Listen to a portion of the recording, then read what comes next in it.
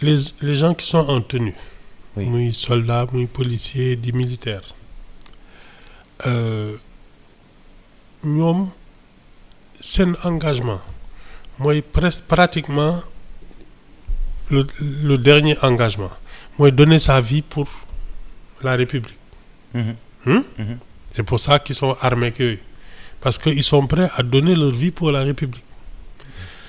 Je pense qu'ils méritent plus de considération man nee naa la man suma policier de circulation laa la wax de ne fii doo fi jaar du ma fa jaar je peux lui demander poliment ndax mën naa jaar su ma ne fii kenn du fi jaar je fais le tour ma wuti beneen yoon.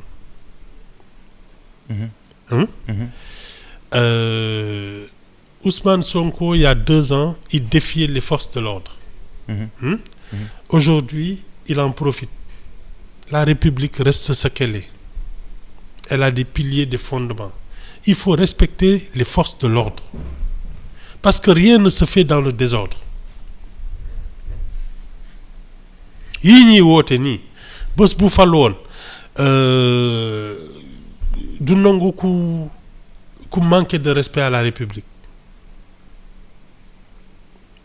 Il faut qu'on se dise les choses vraiment.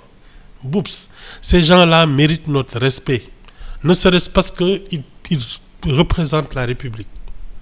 Tu ne peux pas leur parler sur n'importe quel ton. waxuma la sax nga forcer barrage mais nga leen di gëdd ak leen anglais di kii tu ne dois pas le faire. C'est juste une question de savoir-vivre et de citoyenneté. Mais Ibou, tous les politiques l'ont déjà fait. Wade l'a fait. Mais man lan laa la wax ci seen politique bi. waaw Wade l'a fait. Sonko l'a fait.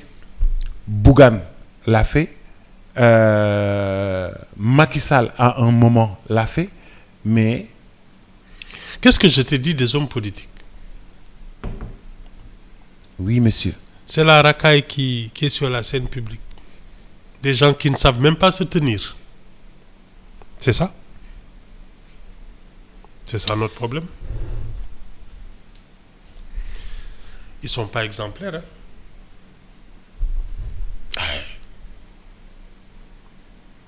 Ils sont pas exemplaires. Les hommes politiques ne sont pas exemplaires. Non. Ouais, toi aussi. Seen laisser aller. Leur propos. Gis nga ñoom li ñuy werante sur la place publique.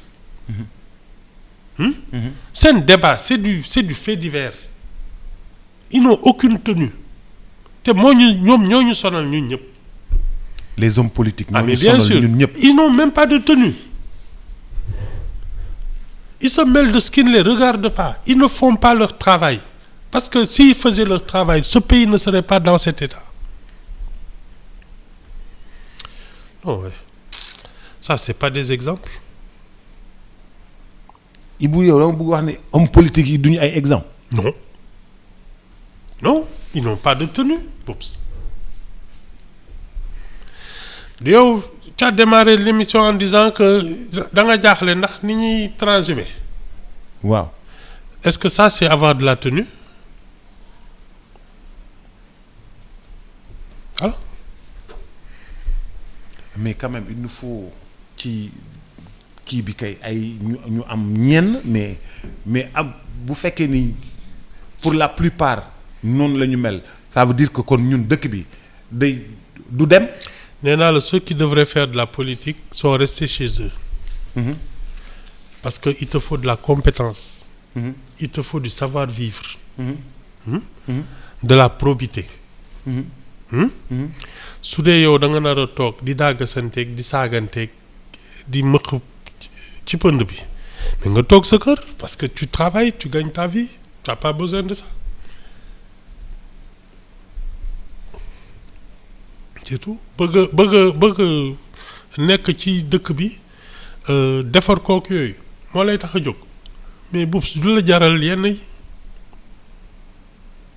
Les gens là ils ont déserté les plateaux ils ont déserté les tribunes parce que fii loo fi wax ñu saaga la menacé la da ngay wax guy gi ñu ne la Dakar bi. Tu parles des problèmes du Sénégal on va te dire que c'est ay fee la nekkoon di këfin. waaye waaye dañuy ko fay teg dem toog seen kër bañ ko leen wax leen naqadi et tout. mais Ibou waruñu def loolu parce que nit bu fekkee da nga am engagement pour sa réew daf la war a jox détermination même bu ñu lay saaga daf la war a jox détermination même bu ñu lay xas daf la war a jox détermination. Boubs, tu dois avoir un engagement. on a donné de la confiture au cochon. C'est ça la vérité.